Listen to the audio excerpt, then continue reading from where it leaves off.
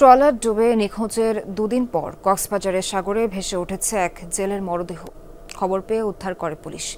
মাছ ধরতে গিয়ে জেলের মর্মান্তিক মৃত্যুতে তার পরিবারে এখন কান্নার রোল। অপর ৯ জন জীবিত উদ্ধার হলেও শুধুমাত্র আজিজের মৃত্যু মেনে নিতে পারছেন না স্বজনরা। বোট মালিকের অবহেলাকে দুষছেন তারা।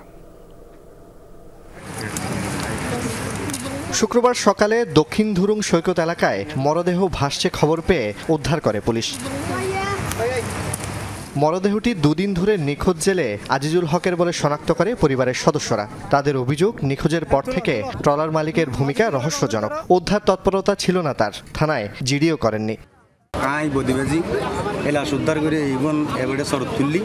যে বুড়োর মাঝি এমনই তো কোম্পানি এখন আর খবর না হয়, যারা যে যাচ্ছি তারা তুলি লইয়ে তখন তারা আসছে আগে, কিন্তু তারা এখনো পর্যন্ত আর পরিবার খবর না লয় এবং যে আর বাইরের পরিবার তো না যায় উদ্ধারি করিবার হনার ব্যবস্থা না করে ইতারা যা সত্তুন এই দরবাগার তো বুড়া নিয়ে যা সত্তুন কি লামিয়ের আগে মানে ইতারা বগুন আগে হই তবু আর বাইরে নতো। তবে অভিযোগ অস্বীকার করেছেন ট্রলার মালিক। আমার পরিবারের কাছে আমি 2টা বোট নিয়ে এই সাগরের মধ্যে কালকে সারাদিন আমি চেষ্টা করছি নিহত পরিবার নিখোঁজ ব্যক্তিকে উদ্ধার করার জন্য। নিহত আজিজ ছিলেন পরিবারের 6 ভাই বোনের মধ্যে মেজ। তার 2 কন্যা ও একটি ছেলে সন্তান রয়েছে।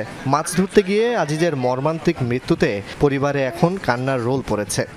আর হো বাসন না বাড়ি তার খিল্লাই ইজরা 9-14 বাজি শেষ আর হো যত খবর ভাই আর হো ডর হই অন্য মানে বড়দের আর হো দুদিন দিলে আর হো তো না ভাই।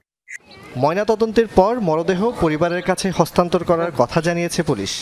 সেগুলো একদম খসে যাওয়ার অবস্থা, খুলে গেছে আর কি। এই অবস্থা পেয়ে আমি ক্লাসের ছোটতরের কাজগুলো কমপ্লিট করছি আর কি। এখন ময়নাতদন্তের জন্য ব্যবস্থা করব।